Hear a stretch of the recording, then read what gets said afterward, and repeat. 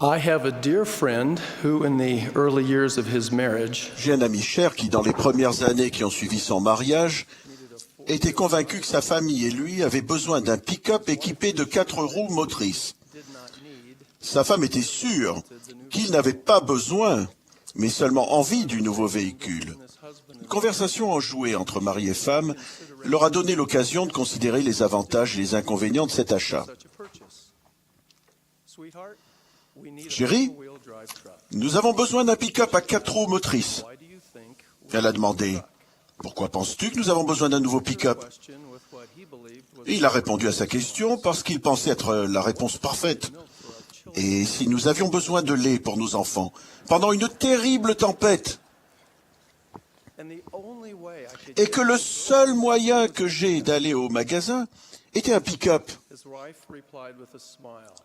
Sa femme a répondu avec un sourire. Si nous achetons un pick-up neuf, nous n'aurons pas d'argent pour le lait.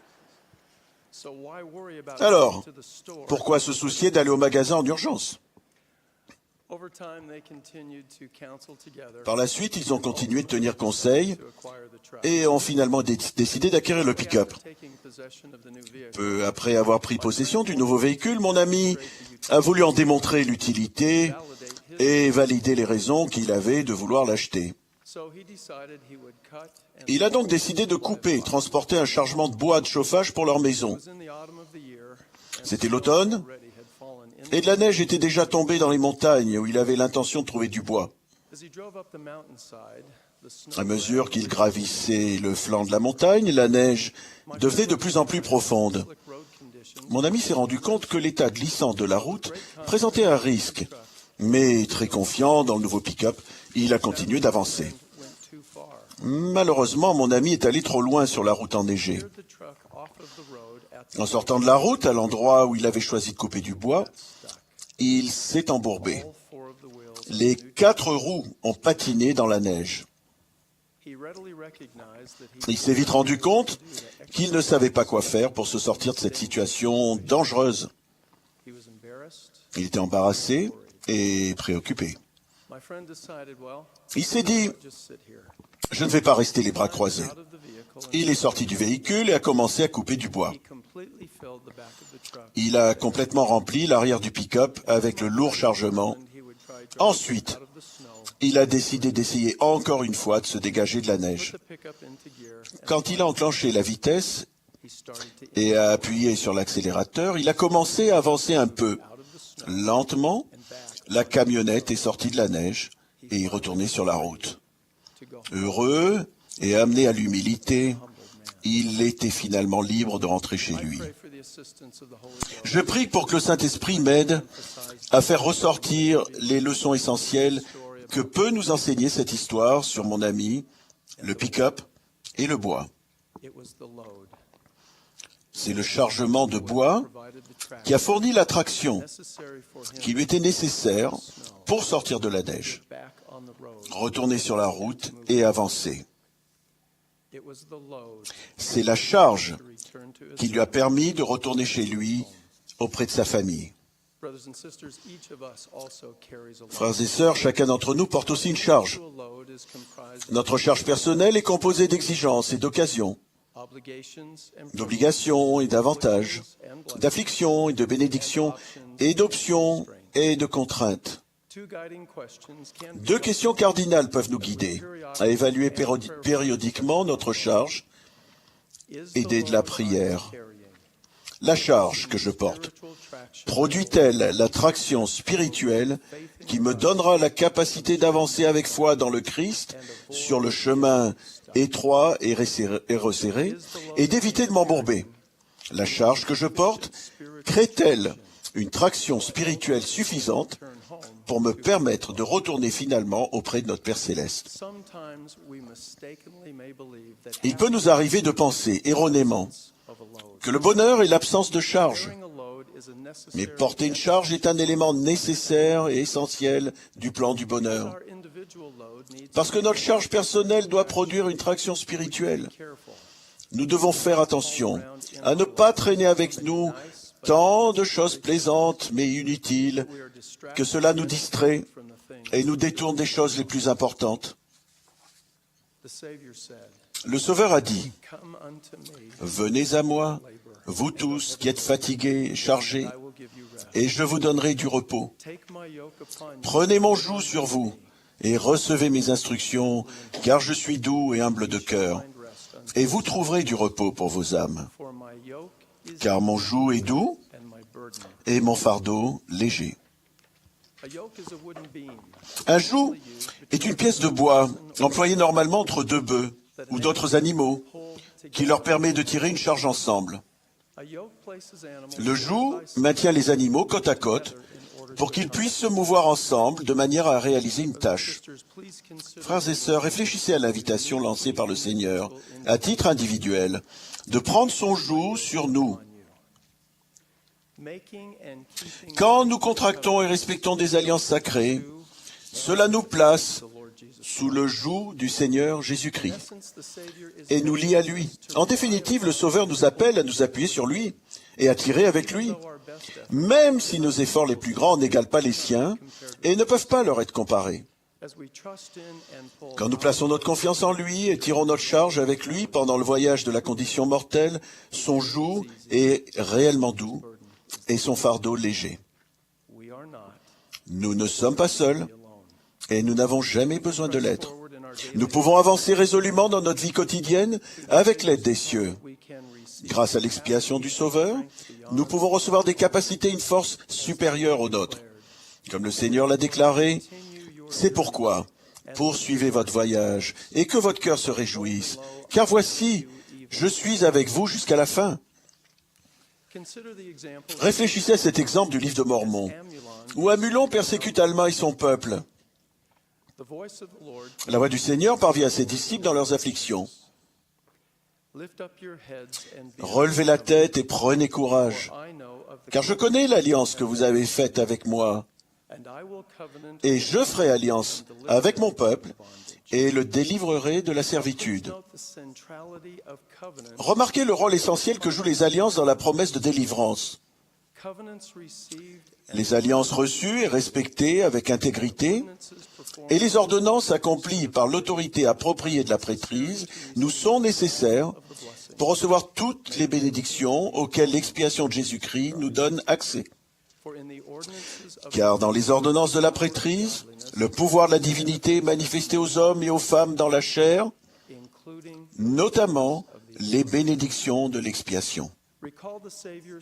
Rappelez-vous la déclaration du Sauveur, car mon joug est doux et mon fardeau léger, tandis que nous examinons le verset suivant de l'histoire d'Alma et de son peuple. Et j'allégerai aussi les fardeaux qui sont mis sur vos épaules, de sorte que vous ne pourrez plus les sentir sur votre dos. Beaucoup d'entre nous pensent que ce verset d'Écriture suggère l'idée qu'un fardeau va être retiré de manière soudaine et permanente. En fait, le verset suivant décrit de quelle façon le fardeau a été retiré. Et alors, il arriva que les fardeaux qui étaient imposés à Alma et à ses frères furent rendus légers. Oui, le Seigneur les fortifia, de sorte qu'ils purent supporter leurs fardeaux avec facilité, et ils se soumirent de bon cœur et avec patience à toute la volonté du Seigneur. Les obstacles et les difficultés n'ont pas été ôtés immédiatement au peuple. Mais Alma et ses disciples ont été fortifiés, et leurs capacités accrues ont rendu les fardeaux plus légers. Ces bonnes personnes ont reçu le pouvoir, grâce à l'expiation, d'agir en tant qu'agents sur leur situation. Et, avec la force du Seigneur, Alma et son peuple furent conduits en lieu sûr au pays de Zarahemla. Mais, frères et sœurs bien-aimés, non seulement l'expiation de Jésus-Christ surmonte les effets de la chute d'Adam et rend possible la rémission de nos péchés et de nos transgressions, mais elle nous donne aussi la capacité de faire le bien et de nous améliorer bien au-delà de nos capacités de mortels. La plupart d'entre nous savent que le Sauveur a permis que, quand nous agissons mal et avons besoin d'aide pour surmonter les effets du péché, nous soyons purifiés par son pouvoir rédempteur. Mais comprenons-nous aussi que l'expiation est pour les hommes et les femmes fidèles, qui sont obéissants, dignes et consciencieux, et qui s'efforcent de devenir meilleurs et de servir plus fidèlement? Je me demande si nous reconnaissons pleinement cet aspect fortifiant de l'expiation dans notre vie, ou si nous croyons erronément que nous devons porter notre charge tout seuls, à force de détermination, de volonté, de discipline, et avec nos capacités manifestement limitées. C'est une chose de savoir que Jésus-Christ est venu sur terre pour mourir pour nous. Mais nous devons aussi comprendre que le Seigneur désire, par son expiation et par le pouvoir du Saint-Esprit, nous vivifier, pas seulement nous guider, mais aussi nous fortifier et nous guérir. Alma explique pourquoi et comment le Sauveur peut nous donner la capacité nécessaire. Et il ira, subissant des souffrances et des afflictions et des tentations de toute espèce, et cela pour ce que s'accomplisse la parole qui dit qu'il prendra sur lui les souffrances et les maladies de son peuple. Et il prendra sur lui la mort, afin de détacher les liens de la mort qui lient son peuple. Et il prendra sur lui ses infirmités, afin que ses entrailles soient remplies de miséricorde selon la chair, afin qu'il sache, selon la chair, comment secourir son peuple, selon ses infirmités. Ainsi donc, frères et sœurs, le Sauveur a souffert, non seulement pour nos péchés et nos iniquités, mais aussi pour nos douleurs et notre angoisse physique, nos faiblesses et nos manquements, nos peurs et nos frustrations, nos déceptions et notre découragement, nos regrets et nos remords, notre désespoir, les injustices que nous subissons et les détresses émotionnelles qui nous assaillent. Il n'y a aucune douleur physique, aucune blessure spirituelle, aucune angoisse de l'âme, aucune peine, aucune infirmité ou faiblesse que vous ou moi connaissons dans la condition mortelle, que le Sauveur n'ait pas connu d'abord. Dans un moment de faiblesse, nous pouvons nous écrier « Personne ne sait ce que c'est. Personne ne comprend. » Mais le Fils de Dieu sait et comprend parfaitement, car il a senti et porté nos fardeaux personnels. Et grâce à son sacrifice infini et éternel, il a une empathie parfaite et il peut nous tendre le bras de sa miséricorde. Il peut aller vers nous, nous toucher, nous secourir, nous guérir et nous fortifier pour que nous soyons plus que ce que nous pourrions jamais être et nous aider à faire ce que nous ne pourrions jamais faire en nous appuyant seulement sur notre propre pouvoir. Oui, son joug est doux et son fardeau est léger. Je vous invite à étudier, prier, méditer et à vous efforcer d'en apprendre davantage sur l'expiation du Sauveur, tandis que vous évaluez votre charge personnelle. Il y a beaucoup de choses dans l'expiation que nous ne pouvons tout simplement pas comprendre avec notre esprit mortel, mais il y a beaucoup d'aspects de l'expiation que nous pouvons et devons comprendre. Le chargement de bois a fourni à mon ami la traction salutaire. Le pick-up vide ne pouvait se déplacer dans la neige, même équipé de 4 roues motrices. Une charge lourde était nécessaire pour produire la traction.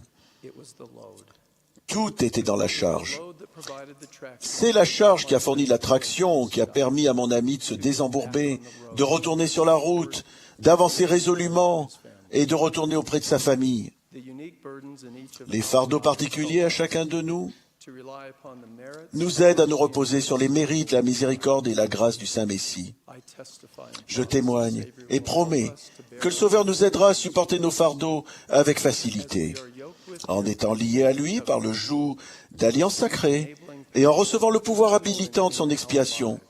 Nous chercherons de plus en plus à comprendre sa volonté et à nous y conformer. Nous prierons aussi pour avoir la force de tirer la leçon des circonstances qui sont les nôtres.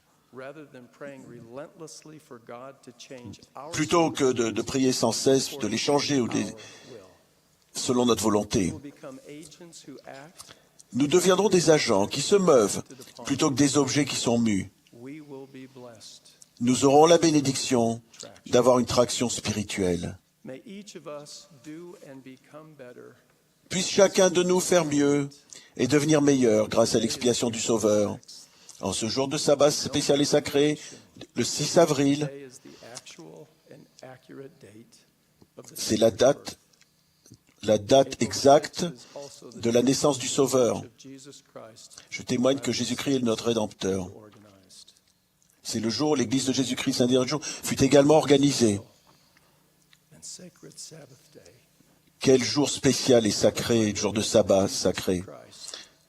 Je témoigne que Jésus le Christ est notre Rédempteur. Je témoigne qu'il vit, qu'il nous purifiera, nous guérira, nous guidera, nous protégera et nous fortifiera. J'en témoigne joyeusement au nom sacré de Jésus-Christ. Amen.